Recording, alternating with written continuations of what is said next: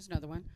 What specifically will you propose to negate traffic congestion in Culver City now that so much new development has been approved?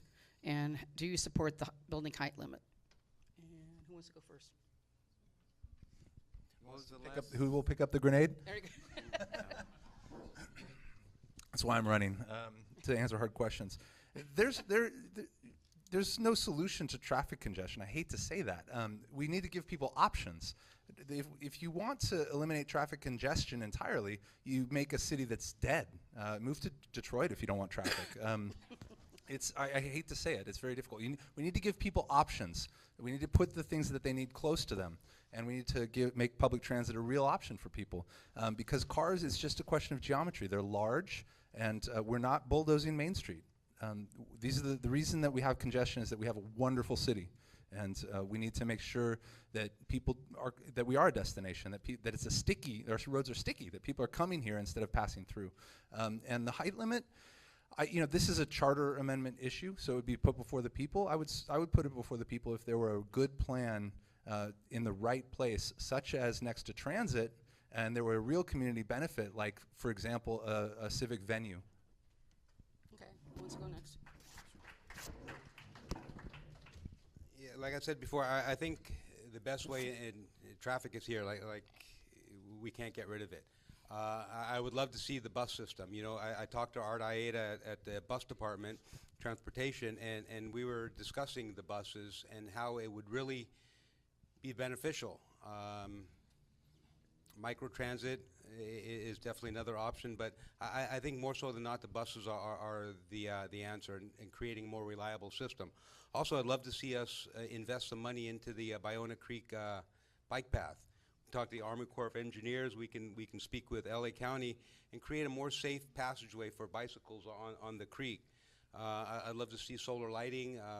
We can put call boxes for safety purposes, open up other access points through neighborhoods, and then maybe close those access points off during certain areas of the night so the residents feel a little safer. There's not that immediate access to the creek for unwanted unwanted subjects.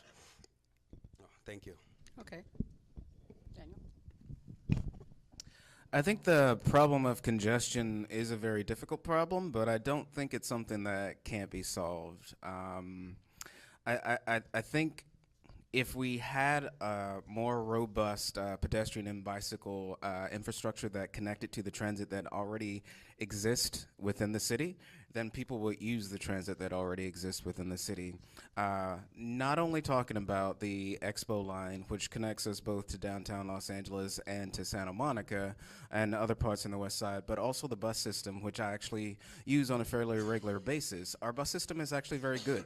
And it's very efficient, and it's actually on time. One of the things that makes the bus system a negative is that certain lines that aren't highly trafficked, lines that aren't like the 6 or the Super 6 in Sepulveda, are not highly ridden, so they come early. So a lot of people who wait for the bus come to a bus stop thinking the bus is going to arrive at 5:25. It arrived at 5:23. And it left early because there was no one there. I think we need to do a lot more to promote the transit that already exists within our city and to tell people that it is good and that it works. Okay, thank you. Okay, this one is pretty simple. How can Culver City be more LGBT friendly? And Alex, you want to take that one? Sure. Yes, sure. Yeah. No, I'm not going. Yeah, I'm not going with everybody at the same time. No. Hold on. Sorry about that. Okay. Is there a way? Yes. Culver City is a large employer, and therefore every employer in California has sensitivity and non-discrimination training, elimination of bias training. We, of course, I'm sure are doing that now. It's state law. We should expand that, make it more robust. We should take close looks at some traditionally non-diverse departments such as police and fire and make sure that our brothers and sisters in the LGBTQIA a community feel safe and included and that we're retaining them. That's one of the key things, is that it's one thing to hire, it's also very important to retain. Thank you. And I'm sorry, Go and ahead. promote. Oh, sure. Go ahead. Well, I think we can take a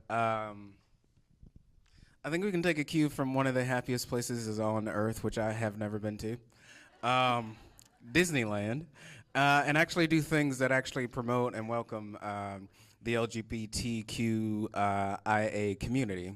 I think traditionally in Los Angeles County, there are places like West Hollywood that are seen as open to this community, but I think there are things that Culver City could do specifically to attract that community on certain nights, or to I think there are specific campaigns which, as someone who works as a social worker and has worked in that capacity in the Santa Monica Malibu School District and South Los Angeles, I know there are a lot of students and young people who deal with issues of gender and sexual identity, and I think the schools might be a place where we can really start to make all people know that they are welcome, but in terms of actually being welcome to the broader community, we could actually program nights that specifically say, yes, you are welcome, come here, come spend money. I think it's about outreach and education. We really need to embrace all members of the community and society. So I believe a robust system where we bring the members in, we really educate every one of our departments and be totally inclusive. There's only so much I think that we can do, but we can definitely be open to everyone and outreach. So I think it's just about outreach and education.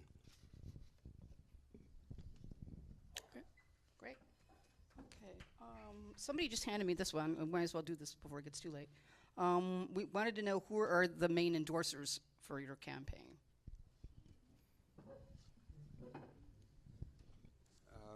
Main endorsers are the people of Culver City. I have so many different residents that are endorsing me. To me, each and every one of them are my main endorsers. I have Herb Wesson that endorsed me, Yvonne Brathwaite Burke. I have the mayor from Inglewood who endorsed me.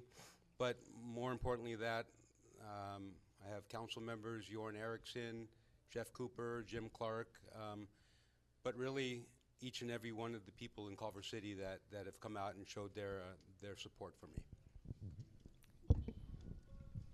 I'm going to take advantage of this one to soften my no congestion thing. I was a little dark there. A major part of my platform is doing what we can. Of course, at the margins, we can fix traffic congestion, traffic demand management at new developments where you're giving people transit cards and encouraging them to provide flex work schedules, continuing to automate the traffic lights so that we can move cars when at a reasonable pace.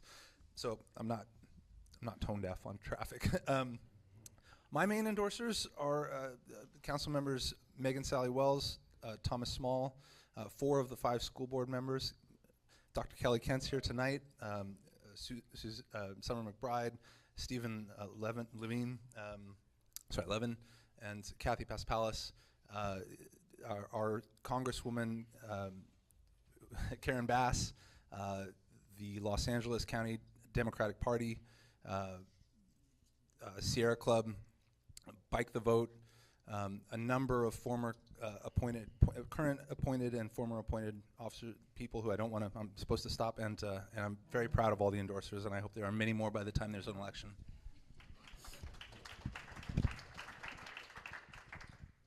So I share many of my endorsers with Alex, and many of them are in this room. Councilwoman Megan Sally Wells, School Board Member Dr. Kelly Kent, former Controller Rick Tuttle, who's over here in the corner.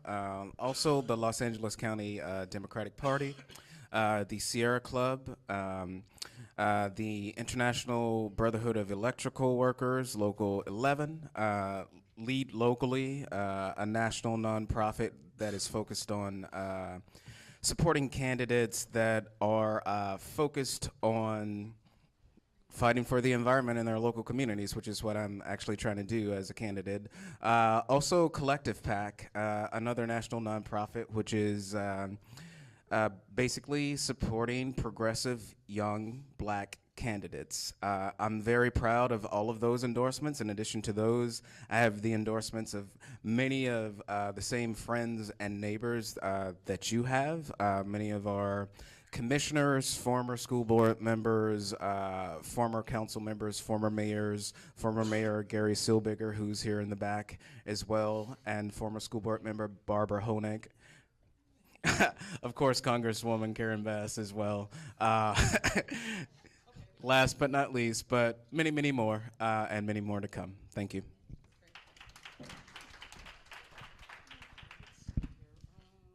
We'll do a few more, and then I think that we'll go and start doing the vote. Okay, next one is, how will you help Culver City keep airplane noise to a minimum? And we did that already. Oh, I'm sorry. Pass. Thank you for keeping track. Okay. See, there's so many cards that are the same. Okay. Let's see. No, we did this too. Okay, hang on. Give me one more second. No worries.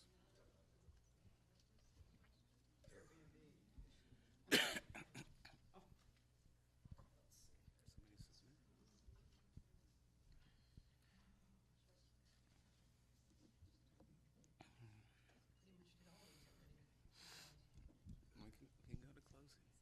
Okay, here's one. I'll take this, I guess, whatever it is.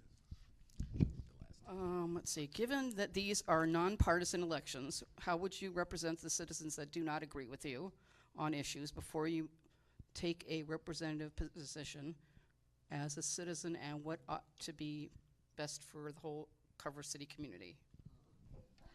It's a mouthful. I actually think this is a fantastic question. I'm not sure if I agree on the wording, but I think it's very important in this type of election, a local election that is nonpartisan, to elect people that will proudly represent everyone, not just the people that voted for them along partisan lines. I think one of the things that I've learned, and probably my fellow candidates have learned walking door to door, is that if you mention something that sets someone off, something that they automatically disagree with, keep talking. There have been a number of different times where I've brought up the issue of affordable housing to people, and they've had a negative reaction. But then I mentioned the fact that I talked to their neighbor next door, who mentioned to me that they wanted to buy a house in Culver City, that they've lived here for 7 years, but they ended up buying a house in North Hollywood because they decided that it just was not possible under current conditions. In that context, we all relate, we all become empathetic, we all understand what everyone else is going through, and I think that's most important, particularly for a local campaign. Whoever wants to go next, go ahead. I think if we all agree on everything, then we're not doing our jobs correctly. There's going to be times when we disagree. I think what's most important is that we really keep the community our number one concern, interest. You know, my policy is there is no me, it's about we. It's about what the community wants, what each and every one of you want. We come collectively with council, and we don't always agree, but we'll come to a conclusion that we feel is best for the city. So nonpartisan is paramount. I think we'll all do our best. The current council does an excellent job. They hash things out. They don't always agree, but at the end of the day, they come up with something that best suits Culver City. So that's what we want to keep going. A council member's job begins underground. The sewers don't care what your ideology is. Potholes don't care who fills them. And the electrical grid ultimately, just needs to be reliable and affordable and clean. That's, and that ties into sort of something I've heard from people, the more insider folks, which is, how will you deal with, are you ideological? To which I kind of have to say, are you asking if I believe in something? Do I have values? Yes, I do. That's why I'm a Democrat. Not that Republicans don't have values, but my values are shared prosperity, affordable housing, healthcare, equal justice. these are things that I believe. That doesn't mean that I'm not going to listen to people. It's totally the contrary. I think it's very important to listen to people. I've been shut out myself. I know how it feels to be to hear your words back from the dais, not misinterpreted or garbled. So my background is in corporate. A corporate world where I've had to deal with a lot of cantankerous and strong opinions. So I listen and I do the best I can to accommodate people while headed towards a vision and a value system.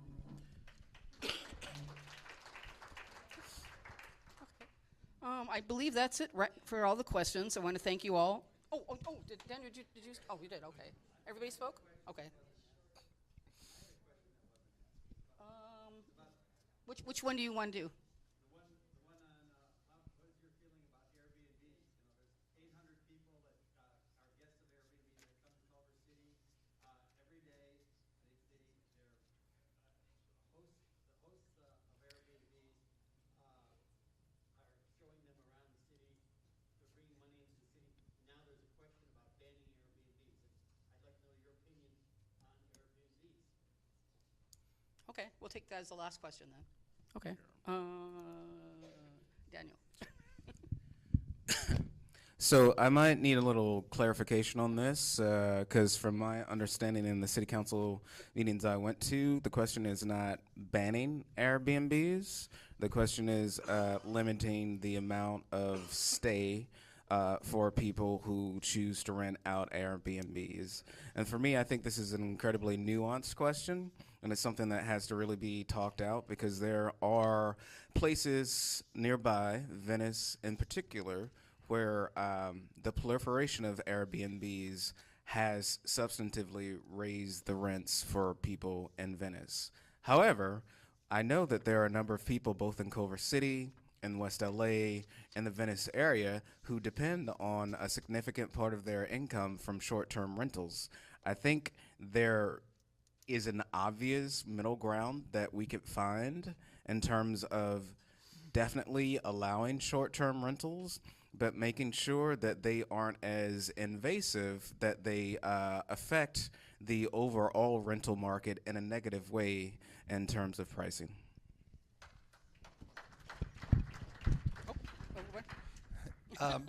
Obviously, I think a lot about housing issues and care a lot about housing issues, and so I'm very sensitive to the threat that Airbnb poses to some jurisdictions.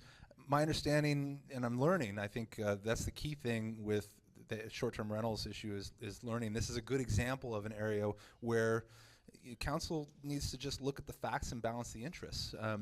I do not support a total ban of short-term rentals. I know that there are seniors who are depending on renting out their ADU, or maybe they just have once a year they need, or 3 times a year, a family comes back to the old house and they need that access to that space to host for their holiday. The rest of the time they're living in a back house. So we need to take account of all these stories. We need to take account of there's a very vocal segment of the population that's discussing Airbnbs. We need to listen to them. We also need to think about the people that we're not hearing. And that is the case with every decision on council. Who are we not hearing? Who's disenfranchised? Thank you. Yeah, I believe the current council, or they're saying 90 days limit per year.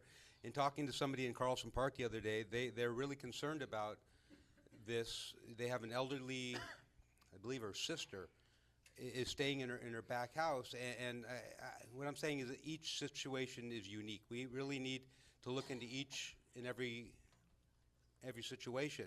I don't support a total ban on Airbnbs, no. I think it has to be owner-occupied, and we need to look into each and every situation. Some of them really depend on seniors. They have no other place to live besides their back house or whatever it might be. So I think it's case by case. Thank you. Okay. All right. That's the last question. I want to thank all 3 of you for coming. Let's give them a round of applause.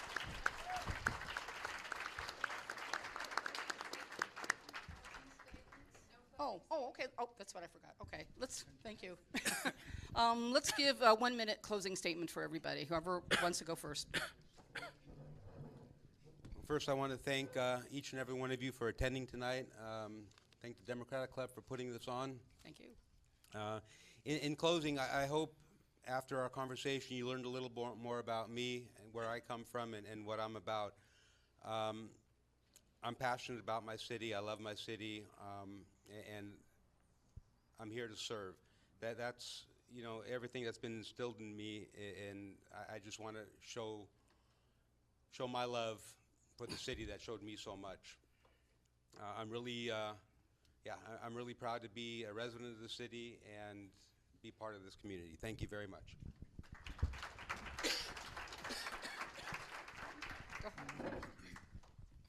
Thank you very much for coming tonight. When I went to college, I fell in love with cities. I studied them and began reading about them and became a bit of a planning wonk.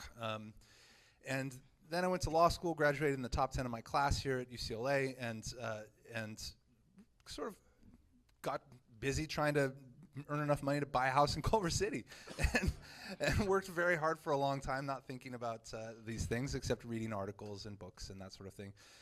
About 4 years ago, I left that and came to work for the California Attorney General's office, working in environmental work, and I think the changes I've seen in Culver City during that time are just incredible, and I think that they are on the balance good, but they present real challenges, and I think that this is the moment where it just so happens that all the things I've thought about and worked on are genuinely could be of public use, and I've got the time and the willingness to serve you as a council member. So please vote for me tonight. Please be my Valentine. Thank you so much for coming here. Thank you very much.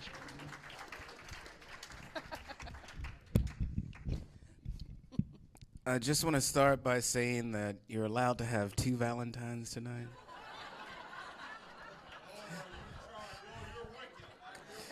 Normally that's not the case. I think you should take advantage.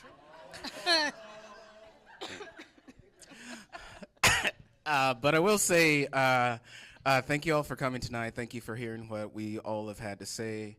I would invite you also to come to many of the other forums that are more subject matter specific or neighborhood specific if you have various concerns. As I said, I've lived in the city for 15 years. I'm a veteran. I come from a family devoted to service. It would be my privilege to have your vote tonight and then again on April 10th and your friends' vote and your family's vote. Because I think there's a very large potential for us to do some very different things here in Culver City. I think we've had some great progressive leadership from Megan Solly-Wells for quite some time, accented by Vice Mayor Thomas Small and School Board Member Dr. Kelly Kent. I think there's a lot more that we could do with the right people in office. Thank you.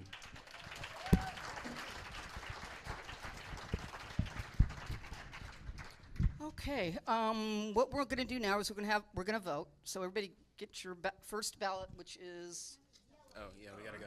the yellow one. Yes. Yes, go out in the lobby, and then we'll let you guys know. Yes. Yes, come on up. Oh, well, let them go out first. Okay, hang on. Okay. Wait till they all leave. Hold on.